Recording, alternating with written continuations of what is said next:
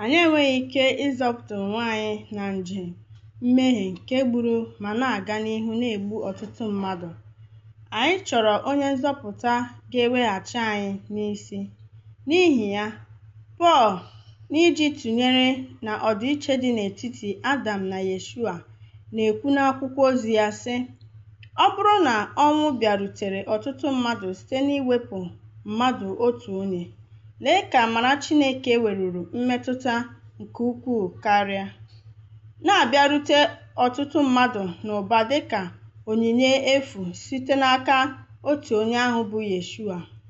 N'akwụkwọ ndị Rom nke 5 ruo na nke 15, Yeshua bụ nzaghachi Chineke na mkpu enyemaka anyị na-eti. Ọ na-abịa ịzọpụta anyị na mmehie anyị.